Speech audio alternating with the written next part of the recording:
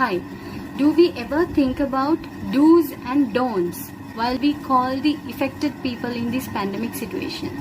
No, most of the time without an intention. We ask them some questions that we should really avoid. Instead of giving them more energy to overcome the hard situation, we do this mistake. It's because of unawareness. Be concerned about these 5 facts, especially when we call a affected person in this pandemic situation. That is going for the detail. We ask for details, how you got this and who you met and where did you go and these things. We should stop asking them for details, because we are not the only, if I call you, I'm not the only person who is asking this question. Definitely there are a lot of people will be asking, and there are a lot of things they will be asking. So they will definitely be in a confused state. Let's avoid asking them unwanted questions, detailings. So it would definitely give them a negative impact on their situation. It's not what we think. So we have to be very careful about that. And the other thing is asking about updates. What's next? The next step they are going to take. That also we have to avoid. It's because definitely the other people are also asking, and also they are very disturbed. They can't call each and everyone and give updates. And updates means it has nothing to do with that. They have to face it. They have to be strong and face it. So all we have to give is good energy. So update is, they know what they have to do. They have all the instructions. They will definitely follow it. So we don't have to ask about that. It's not a happy moment. They tried through something to overcome it. So it's not a good thing to ask about updates. So let's stop asking about updates. We do this without knowing. So it gives a bad impact. And let's stop giving suggestions in this situation. It's very, very dangerous on their mental health. It's because we are not the only one I'm not the only person who is giving a suggestion. There will be lot of people around them to give suggestion. There may be lot of calls, plenty of phone calls.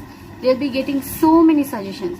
So instead of coming out of this situation, they will be stuck in a situation that which instruction I should follow. So we should not put them in such situation while they are overcoming this hardship. So that's not a way we can help them. So obviously those suggestions aren't going to help them in this situation. That we must understand, and we have to be very careful when we give suggestions, because and also it affect different people in a different way. So this is all about the mental health. So let's not keep them in a position to think about what should I do. So we have to take them out of that thought only. We call them not to treat them physically. We call them to treat them mentally. So we have to always think about that, and we have to be very concerned about that matter. These things might make the problem a little serious than making it simple. So let's avoid doing such mistakes. And also you might ask a question, what should we ask them? If these are the don'ts, are the do's. So obviously those suggestions aren't going to help them in this situation. That we must understand, and we have to be very careful when we give suggestions, because and also it affect different people in a different way. So this is all about the mental health. So let's not keep them in a position to think about what should I do. So we have to take them out of that thought only. We call them not to treat them physically.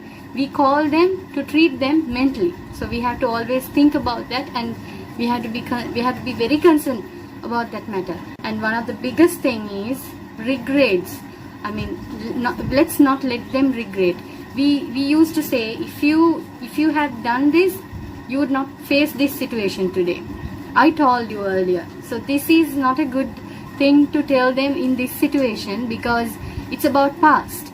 Now all we have to focus them, all we have to help them to come out of this, and they have to go for the future, I mean a healthy future. So it's not a good thing to say that I told you, you didn't do. That would definitely give a very bad effect, definitely affect them in that situation. They might think about like, why didn't I do this?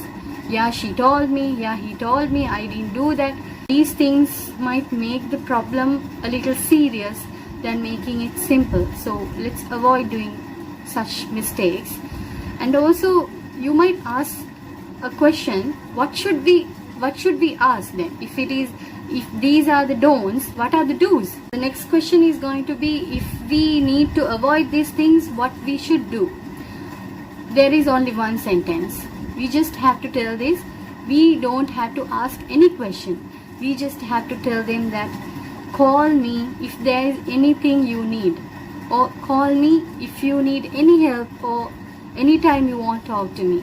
These are the things we should tell. It's because instead of asking plenty of questions, what we should do is we have to be available for them at any point they need. That's an action, that's not a word.